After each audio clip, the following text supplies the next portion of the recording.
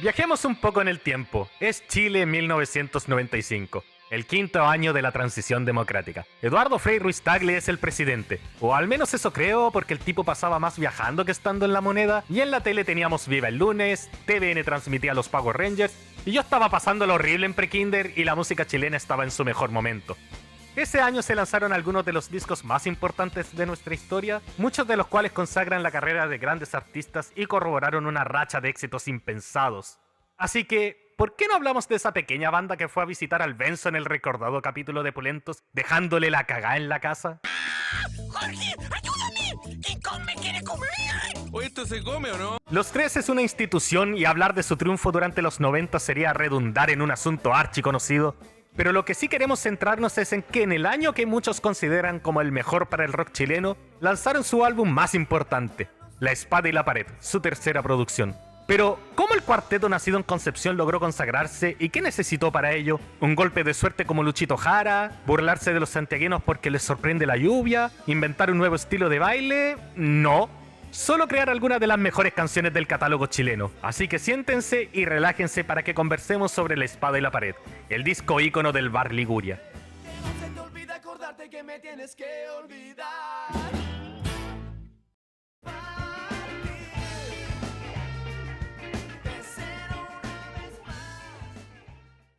La historia parte 2 años antes con el lanzamiento de Se Remata el Siglo, el primer álbum de la banda con el sello Sony Music, y contando con la producción de Mario Breuer, quien a esa altura ya había trabajado con artistas como Charly García, Sumo, Fito Páez, Los Caifanes, La Ley, Los Enanitos Verdes y... ¿Diva? A pesar de que sé que tú no estás. Ok, tenía este recuerdo bloqueado, pero bastante pinta tira Alfredo Levin ahí, ¿no? En fin, si bien el disco tuvo una buena acogida por la prensa, muchos lo vieron como un paso atrás comparado a su debut, y eso tiene que ver con la estética más rockera que prueban aquí. Con los años el grupo ha sido crítico sobre lo que pasó. Este disco vendió muchísimo en Chile, miles de copias, fue muy exitoso, pero a mí nunca me gustó el sonido que tenía. El tratamiento que en el fondo le dimos a las canciones no fue el correcto. Estábamos con un productor designado, algo que en ese tiempo se usaba mucho en las disqueras. El guitarrista Ángel Parra consideraba que el sonido del disco estaba trillado, mientras que el baterista Pancho Molino acusaría más tarde que fue malentendido porque la gente creía que sonaba como Nirvana cuando ellos quemaron sus influencias del hard rock. Sobre este último punto, Enrique señaló que yo quería darme el gusto de hacer un disco que sonara como AC/DC, y ellos querían llevarlo a algo más contemporáneo, más grunge, y ahí se distorsionó el sonido. A partir de ahí dijimos, si nos quieren poner un productor tiene que trabajar de ingeniero únicamente, porque la producción la hacemos nosotros.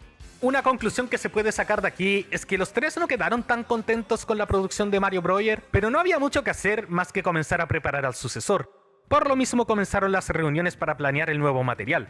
En el invierno de 1994, Álvaro Enríquez y el bajista Tita Lindl se juntaron para componer los primeros temas. Al proceso se sumarían Parra y Molina. Mandaron las primeras demos a Sony Music, quienes se encargaron de traspasarlas a Mario Breuer, quien, bueno, tendría la misión de volver a producirlos. Me acuerdo que estaba en la oficina de Buenos Aires porque era productor de la compañía discográfica. Entonces me cita el director artístico y me dice, mira Mario, me llegaron unas maquetas de los tres que te tengo que entregar, quiero que vengas. ¿Podemos escuchar las maquetas juntos? Le digo que sí, y el primer tema que aparece es Tu cariño se me va de Buddy Richard. La versión de la maqueta era tan linda que pensé, vamos a vender millones, este disco va a ser un éxito tremendo. Terminamos de escuchar esa demo y enseguida viene el de Déjate caer. Por la mitad de esa canción yo quería comenzar a grabar. Tras decidir que quería volver a trabajar con los tres, comenzó a preparar todo. Lo primero era conseguir la plata. Para ello conversó con el director de Sony Chile, Jorge Undurraga, y el director de la filial argentina para la financiación.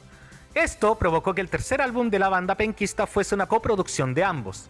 El proceso de grabación parte de los estudios Master de Santiago, de propiedad de Alejandro Caco Lion, donde registraron gran parte de las canciones. Breuer tenía un objetivo en mente, hacerlos sonar como un grupo internacional. Esto chocaba un poco con el ideario de la banda, que prácticamente les gustaba que los productores no interfirieran tanto en su material. Igual Breuer señaló que no terminó metiendo tanta mano en las composiciones. Pancho Molina incluso lo recordaría de la siguiente forma. La verdad nunca necesitamos un productor, porque la música siempre venía muy cohesionada. No podía sacarle una parte de guitarra a Ángel, la música ya estaba armada en coros, estrofas, el baterista abría justo donde tenía que abrir cuando empezaba el coro, y esa comunicación la teníamos desde años atrás. Pero yo no tengo el recuerdo del Mario metiendo mano en la forma de las canciones. Intentarlo sí, pero sin mucho resultado. Quizás hubo otro tipo de acuerdo porque el Álvaro no quería al Mario de productor, era como impuesto. Sobre las diferencias, Breuer profundizaría años más tarde. En La espada y la pared, la química estuvo bien con todo el grupo, pero no tanto con Álvaro. Trabajando con los mismos preceptos y conceptos aplicados con la intención de hacer algo diferente, pero con los mismos criterios artísticos, empezamos a tener diferencias que no ocurrían con el resto de la banda. Ellos me pasaron unos demos de unos temas que íbamos a grabar y hablamos de cómo se imaginaban el sonido. Mi trabajo fue plasmar la música, el sonido y saber elegir los elementos, dónde grabar y dónde mezclarlos. Y me parece que funcionó muy bien, aunque sé que Álvaro no quedó muy contento. Terminadas las primeras sesiones se trasladaron a Buenos Aires, donde consiguieron un cupo en el estudio El Pie, el cual pertenecía a Alejandro Lerner. Allí tendrían una anécdota que terminaría con una coincidencia mucho más feliz. Resulta que mientras estaban grabando, Lerner llegó de la nada indicando que necesitaba ocupar el estudio con urgencia. Si bien le explicaron que eso no podía ser, digamos que Alejandro usó el argumento ideal para poder salirse con la suya. El canto del pájaro es mío. Todas las calles y también tus pies. Y todo lo que dije es mío. La secretaria del estudio le pidió disculpas a Breuer por el inconveniente diciendo que siempre hacía lo mismo. Por eso tuvieron que llamar para conseguirse otro estudio, el cual sería La Diosa Salvaje, perteneciente a uno de los rockeros más importantes de Argentina, un tal Flaco Spinetta, un músico argentino que creó el célebre disco Only Love Can Sustain. Es ahí donde el mismísimo Flaco se encontraría con la banda. Estuvimos en el estudio La Diosa Salvaje de Spinetta, donde lo conocimos. Él me felicitó por el solo de La espada y la pared. Fue bien bonito ese detalle y son lindos recuerdos que tenemos de él.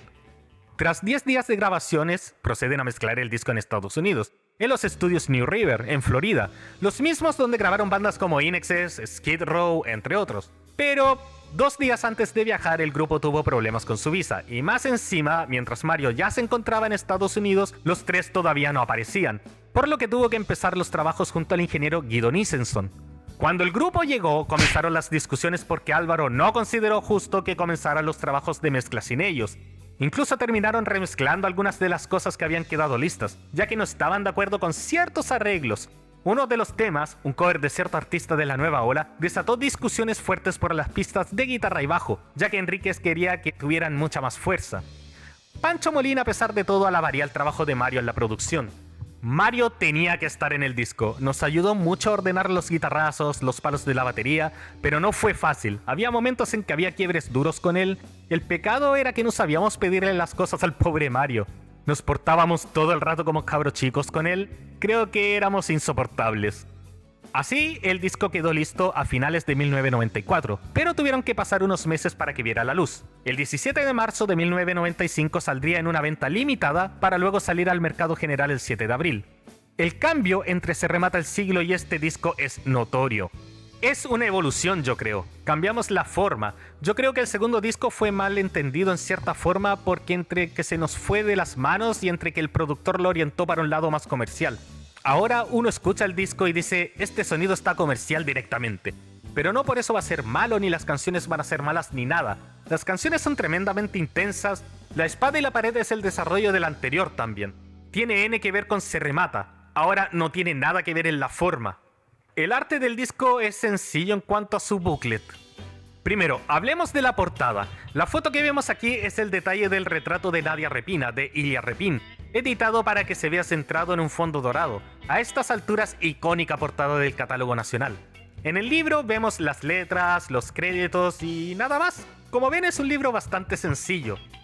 Y así como nació, el disco se convirtió en leyenda gracias a 13 canciones que se inmortalizaron en el catálogo nacional. Así que, sin rodeos, tomen su empanada, pesquen su chicha en cacho, puteen a Pinochet un rato y vamos a revisar canción por canción el disco que consagró al grupo favorito del Concerta Rock. Vamos directo al punto, ya saben lo que viene. Si hay una gran forma de comenzar un disco, esa es con Déjate Caer, canción que comienza sin rodeos, sin introducción, funcionando como manifiesto del nuevo rumbo de la banda. Este es un tema que se ha convertido en uno de los pilares de la música chilena desde su lanzamiento. Uno de los singles más hermosos del rock chileno, no tanto de esa década, sino que de toda su historia. Una de las cosas que enamoran de una con esta canción es el arreglo de guitarras que tiene su gran clímax con un breve solo ejecutado por Ángel Parra después de las primeras estrofas.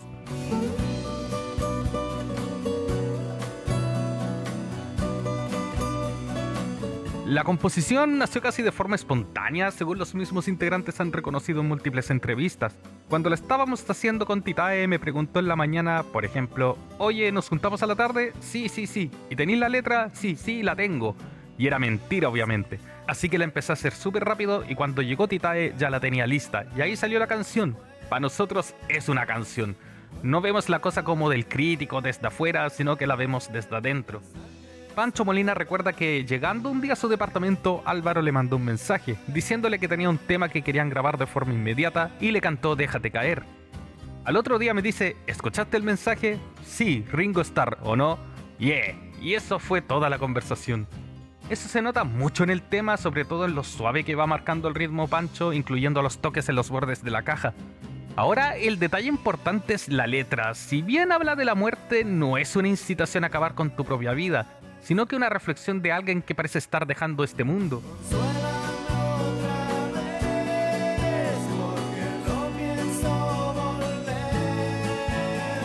Ahora, este tema tiene otro ingrediente clave y es su videoclip, el cual fue dirigido por Germán Bove, hermano del fallecido líder de La Ley, Andrés. En este se ve un velorio mientras la banda camina vestida de negro por la iglesia, a la vez que Álvaro va consolando de alguna forma a quienes están en el velorio.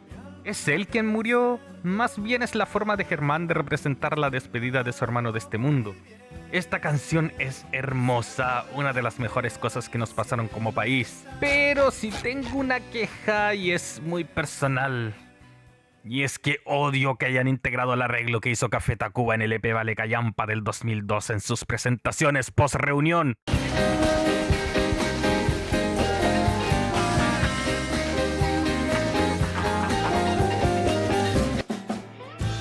De allí viene otro de los temas insignes del disco, Hojas de Té, un tema que se ha hecho particularmente popular, tanto así que lo usaron para anunciar sus recitales de regreso durante el 2023 y 2024. Esta es una canción más blusera donde las guitarras son protagonistas. Nótese por ejemplo este solo de guitarra que toca Ángel Parra. O también el toque del contrabajo de Titae y los cambios que va haciendo Pancho Molina en medio del tema. Esta es para mí una de las mejores tomas del baterista en toda su discografía con el grupo, porque demuestra el tremendo talento que tiene en el instrumento. Ahora la letra es ultra pegote y si bien Álvaro nunca lo ha hecho tan explícito, hay varias razones para pensar que no solo se trata de cómo enfrentas las relaciones fallidas y el proceso de superarlas, sino que también de la marihuana. La sutileza es tal que el coro lo deja claro sin siquiera mencionar a la hierba, sino que una frase que ahora es inmortal. Que no se te olvide acordarte que me tienes que olvidar. Si bien es un blues que puede sonar sencillo, los tres logran una ejecución pegote. Es un rock and roll con aires pop ultra efectivo. Que no se te olvide acordarte que me tienes que olvidar.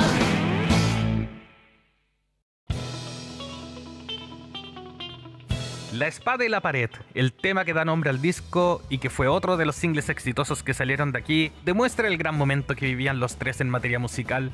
Este es un tema frenético en que la base rítmica funciona de maravilla, el cómo Titae va marcando en el contrabajo mientras Pancho va intercalando entre toques suaves y golpes agresivos.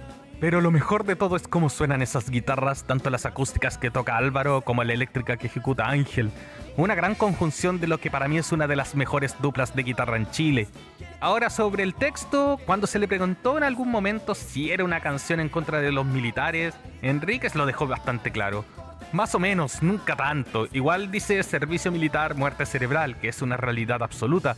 Pero también tiene que ver con sexo, relaciones casuales. Es como la versión brillante de Amores Incompletos. El tema tiene un contraste tremendo entre las estrofas y el estribillo. Mientras que las primeras van por el lado más rockero, el segundo se calma totalmente con un acordeón ejecutado por Cutiaste. Así, un ritmo acústico y melancólico se toma el panorama.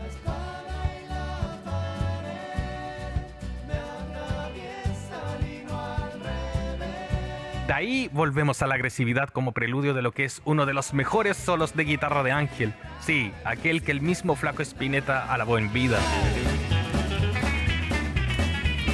Tras ese breve momento que, insisto, muestra la gran dupla de Ángel y Álvaro en las 6 cuerdas, cómo se complementan, cómo van intercalando el ritmo y sobre todo esa complicidad implícita entre ambos, vuelve la calma para el estribillo final. Para mí, esta es la canción que sirve como la tesis sonora principal del álbum, e incluso lírica. Sintetiza de forma musical los dos moods de este. el frenesí y la calma que inquieta.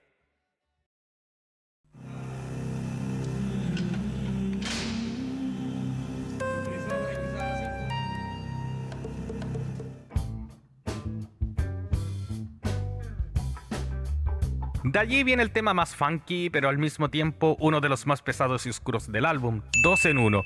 Todo parte con un tremendo contrapunto que Ángel y Titae hacen en sus respectivos instrumentos. Musicalmente contrastan estos toqueteos a los Stevie Wonder con un rock pesado que recuerda a lo que fue Se remata el siglo. Riffs brutales para algunos de los estribillos que refuerzan el mensaje cruel de esta obra. Y es que Álvaro para mí es un tremendo contador de historias, sobre todo a la hora de relatar crímenes violentos en una canción que parece de ritmo vacilable, porque sí, la historia habla de una tipa que asesina a su pareja y la prepara asada y a la parrilla. Todo muy al estilo de programas como Mea Culpa de TVN, que en aquella época era grito y plata para la sintonía televisiva.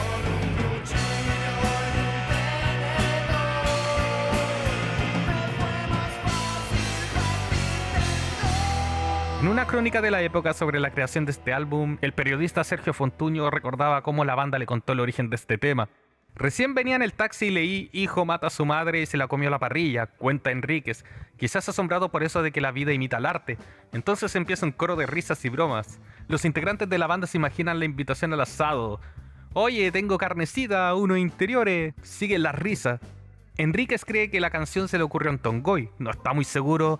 "Había una parrilla", dice alguien, y de nuevo todo el mundo se ríe de largo. Casi al final del tema, Álvaro cita el estribillo final de Amor Violento de su disco debut, la balada más conocida del grupo, y que refuerza ese mensaje de cómo esta pareja terminó su historia con un asesinato.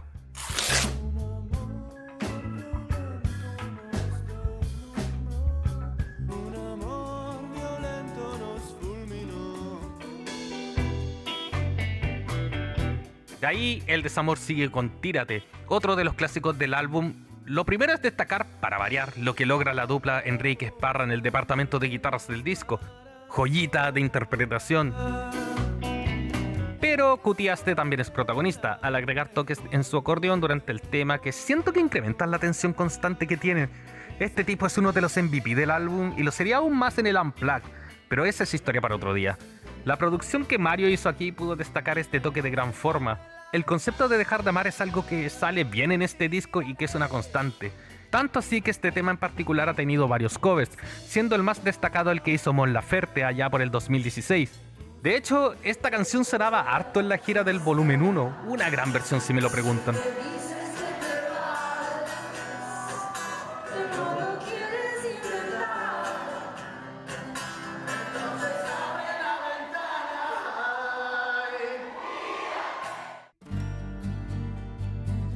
El lado 1 cierra de forma magistral con uno de mis temas favoritos del disco.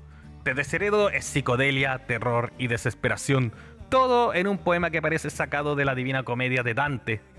Literal, el protagonista viaja por el otro mundo, llegando al infierno mientras reflexiona sobre todas las acciones que hizo en vida.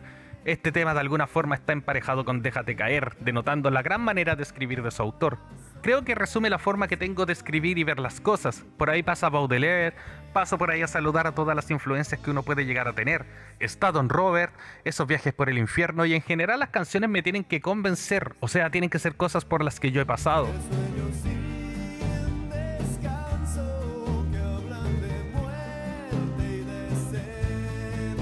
Ahora, el tema. ¿Habla sobre la palabra con ese que no puedo nombrar porque YouTube se enoja? Pues no. Esto no tiene nada que ver con el suicidio. El disco no es una invitación para que se peguen un tiro. Al contrario, es casi un consuelo para la gente a la que se le muere alguien. La estructura de este tema es vertiginosa porque si bien es calmada por momentos, de ahí entra un arpegio de mandolina y power chords que se van reforzando con los agresivos golpes distorsionados de Pancho Molina a los toms y platillos. Esto hace que de verdad sientas el viaje por el infierno.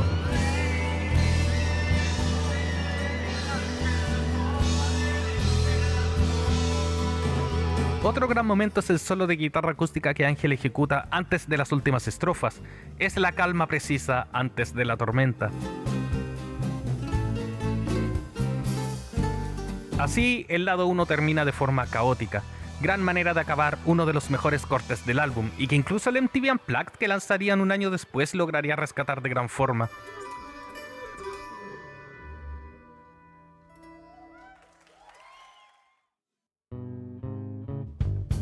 El segundo lado comienza con otro número más funky llamado Partir de Cero. Titae y Álvaro sostienen el ritmo del tema de gran forma, y si bien no es uno de los mejores deep cuts, sí tiene cosas interesantes. De hecho, mi pregunta es, ¿esta letra está dedicada a Pinochet? Te destrozaron la cara y después te humillaron como si nada.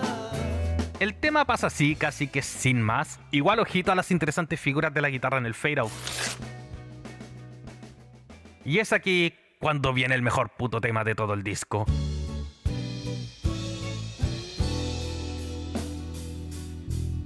Moicéfala es la joya absoluta de la espada y la pared. Este es el tema más antiguo en cuanto a su origen, ya que se remonta a un cortometraje filmado por Germán Bobe, titulado Moicéfala la desdichada. Personalmente no he visto este cortometraje, pero se trata de la vida de Moicéfala, reconocida transexual de la época de la dictadura, frecuentemente denostada por su prima Humedad.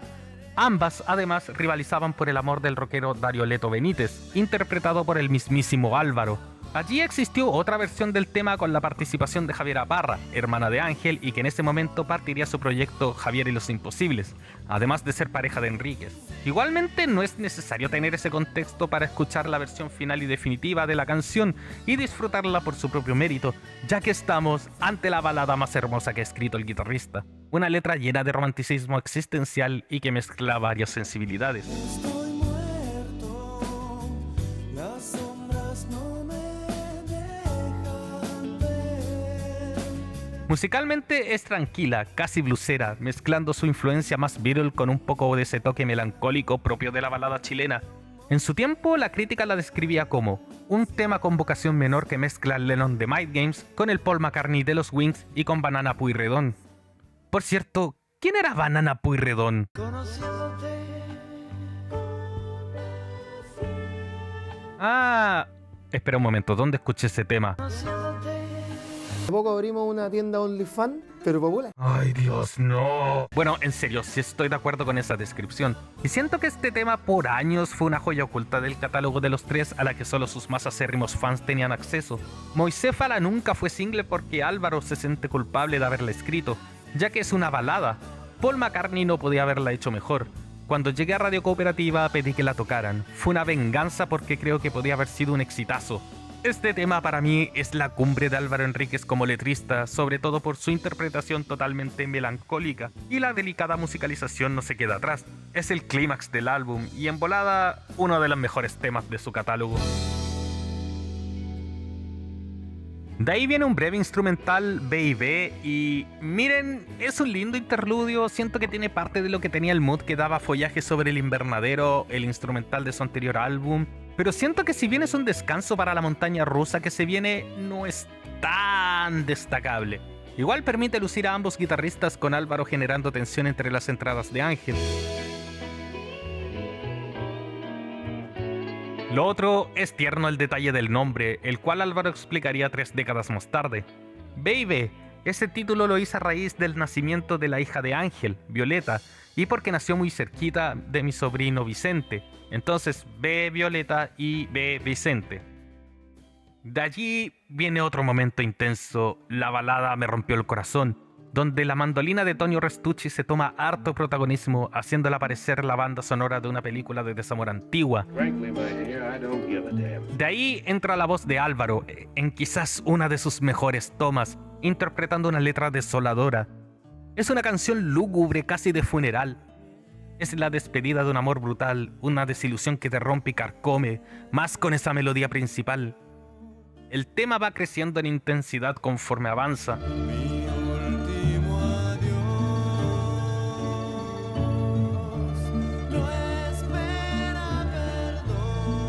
Y ya cuando todo parece que va a estallar, entran las percusiones de Pancho, dando un clímax tremendo al tema, que a veces recuerda a lo que escuchamos anteriormente en Te Desheredo. El dolor crece tras ese último adiós que da fin a ese amor.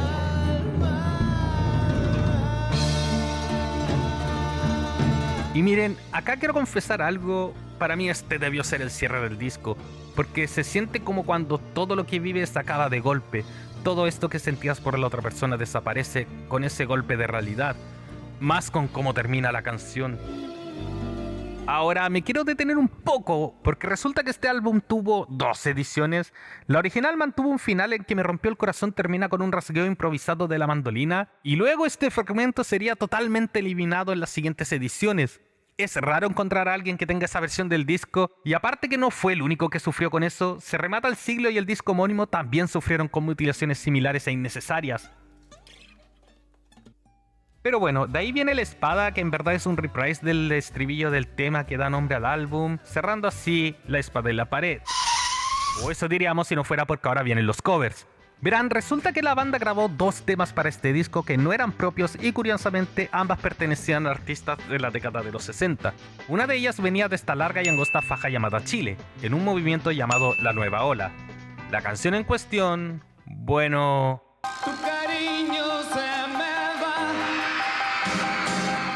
Este es un tema clásico del cancionero chileno, el cual medio mundo se sabe acá, y obvio que llegaba a las radios de Concepción, donde gran parte del grupo la terminó escuchando, e incluso yendo a conciertos que Buddy Richard ofrecía en la ciudad. La banda, si bien quería grabar este cover, no se conformaban con interpretarlo solo ellos, querían al responsable del tema. Así comenzó el proceso para contactar a Buddy, algo que el cantante recordaría años más tarde. Me llamó Leo García, el productor de Sony en ese tiempo, y me dijo, hay una banda nueva que quiere grabar contigo, y eso fue todo. Yo no los conocía, fue casual. Estábamos grabando para un programa de Canal 7 con artistas de la Nueva Ola, y en el mismo estudio estaban los 3. En realidad me llamó para que yo diera una autorización firmada que les permitiera como autor grabar la canción de los 3. Ahí los conocí, me cayeron bien y me invitaron a cantar con ellos. Así nace la canción que fue una de las que convenció a Breuer de producir La Espada y la Pared, porque recuerden que fue parte de las demos que le mostraron desde el sello. Es una versión mucho más rockera que sigue la línea de lo hecho en su disco predecesor, con harta guitarra, riff distorsionado y un Buddy cantando inspirado antes de los estribillos. De más está decir que este tema no solo fue un éxito para los 3, sino que también revitalizó la carrera de Buddy. Ahora lo conectaban con una audiencia joven e incluso le sirvió para propulsar su álbum de ese mismo año, llamado Por Siempre, y poder salir de gira mientras no estaba ocupado siendo una horrible persona. ¡Ay, Dios mío, este tipo! En fin, el tema se convirtió en uno de los fijos para interpretar en cada concierto de los 3. Además que lo tomaron para convertirlo en una canción propia, renovada de energía. Bien ahí. No puedo decir lo mismo del cover que cierra el álbum, All Tomorrow's Parties, un temazo del debut de la Velvet Underground.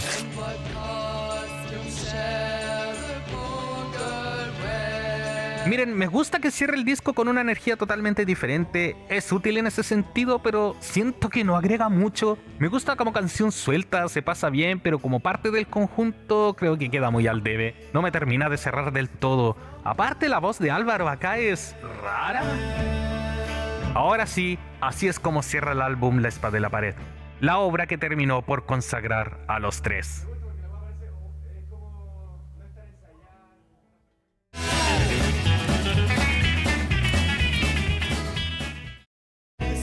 El álbum no fue solo un éxito de ventas, sino que se convirtió en el más importante lanzado en 1995 en términos comerciales. La crítica durante la época se arrodilló ante estos nuevos soberanos. Tan solo miré lo que decían algunos medios. La producción es más dolida que feliz. Un álbum romántico, sencillo, sarcástico, muy auditivo. Un disco de caídos. Sorprende por sus innovaciones musicales, fusionando el rock con el blues y con el soul, y logrando melodías cálidas y ricas en matices. Si hubiera que ponerle un título extra al nuevo álbum de los 3, tal vez uno bueno podría ser Álvaro Enríquez en El Hotel de los Corazones Rotos. No solo por la cita al Heartbreak Hotel de Elvis y al rock como punto de partida en la música del disco, sino porque las voces que hablan en estas canciones son las de gente que por más de una razón podría pasar una temporada en ese establecimiento. La presentación del disco para la prensa sería en una iglesia, la misma en la que se grabó el video de Déjate Caer, lo que causó escándalo entre el clero, que en ese tiempo tenía preocupaciones más estúpidas como advertir que el condón era diabólico y que no existía abuso en las murallas de Basing, en el clero. La gira siguió con éxito apabullante, pero el gran golpe vino después. Alfredo Levin, quien en los 90 era parte del canal MTV Latino, contaría años más tarde que durante la gira que el grupo daría por Estados Unidos, su manager, Carmen Romero, le pidió al VJ que le diera datos para poder tocar, y este les recomendó el Roses, ubicado en Miami. Pero eso no era todo, sino que también le dijo que necesitaba saber si era posible que asistieran ejecutivos del canal musical, para así lograr su más grande ambición: una aparición en el MTV Unplugged. Fue así como logró comprometer a Bruno del Granado, vicepresidente de programación del canal gringo, y a Alex Peltz, fundador de MTV Latino. A este último lo convenció de ver a la banda porque tenía el potencial para este formato acústico, conversación que llevaba trabajando meses antes. Si bien llegaron atrasados al evento, lo hicieron justo en el momento preciso, cuando los tres tocaban su material acústico, lo que encandiló a Peltz sobre todo. Peltz me dijo que le habían gustado porque era una buena propuesta artística, pero que no esperaba nada comercial de los tres. Efectivamente tenía razón, no pasó nada comercialmente hablando con el grupo, excepto en Chile, donde fue una cuestión brutal. Pero Alex me dijo que quería tener el lujo de tener a los tres en la pantalla de MTV, haciendo un acústico, y que esa decisión la tomó cuando los vio. Así, los tres logran grabar el 12 de septiembre el show dedicado al tío Roberto Parra, quien falleció el 21 de abril del 95. El registro sería lanzado al año siguiente con una recepción increíble, además de presentar un tema nuevo llamado Traje Desastre, otra gran pieza de su catálogo. Si me lo preguntan, opinión personal, este es el mejor Unplugged hecho por un grupo latino. Lo siento, Soda Stereo y La Ley. Es un concierto acústico a toda regla, hasta con una configuración analógica y micrófonos para la guitarra para demostrar que todo era desenchufado. Tras esa grabación, 1995 lo cerrarían con una increíble presentación en el court central del Estadio Nacional, donde son presentados de manera épica por Pedro Carcuro. Empieza la fiesta de emociones, de música, con los tres. En los años siguientes, la banda tendría un par de reparos con el álbum, pero siempre reconociendo su importancia. Álvaro ha dicho, por ejemplo, creo que La Espada y la Pared podría ser uno que tampoco terminó de cerrar. Hay 2 o 3 canciones que no me encantan. Aunque también ha declarado creer que abrió un sonido y una forma de tocar que era la que nosotros queríamos y estábamos buscando desde el primer disco. Y es ahí como que se concluyó. Este es nuestro sonido, esto es lo que queremos. En ese disco trabajamos con Mario Breuer también, entonces como que todas las cosas se hicieron más fáciles porque ya que habíamos quedado de acuerdo en qué sonido queríamos también, entonces eso fue muy bueno porque yo escucho ese disco, por ejemplo, o de repente hay una canción ahí por la radio y digo, oye, suena bien esto, suena muy bien. Entonces ha envejecido muy bien este disco, que ha sido tan importante para nosotros. Sobre los primeros dichos, Breuer alguna vez declaró no estar de acuerdo, ya que para él es un disco redondo. La Espada y la Pared es uno de los discos que está entre las primeras fotos en mi página web, y lo atesoro porque me gusta mucho. A pesar de los dichos de Álvaro, a mí me sigue pareciendo increíble y estoy muy orgulloso. Pero también lo estoy de Se remata el siglo, que es un disco que no está tan bien mirado y me parece que muestra una época y un sonido, una estética que estaba muy bien y marcaba una diferencia importante. Los otros integrantes también han celebrado lo logrado con La Espada y la Pared. Creo que es un disco que tuvo muchas situaciones muy especiales, como la presencia de Germán Bobe en los videos, las composiciones, el single de Déjate Caer, la presencia de lo que pasó con MTV.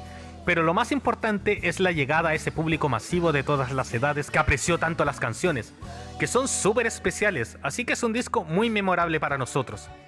Este es mi disco favorito de los tres. Es el pic de su composición y es un álbum redondo. Incluso sus temas menos buenos, entre comillas, están en un alto nivel en cuanto a su sonido, producción, mezcla y composición. Canciones que ya forman parte del inconsciente colectivo. Estos son los tres trabajando en equipo y creando una de las obras más importantes del rock chileno que a 30 años sigue sonando fresco. Ahora, si me lo permiten, me voy a emborrachar escuchando las canciones de desamor que tiene este álbum. Nos vemos en otro capítulo y recuerden suscribirse y esas cosas. Adiós.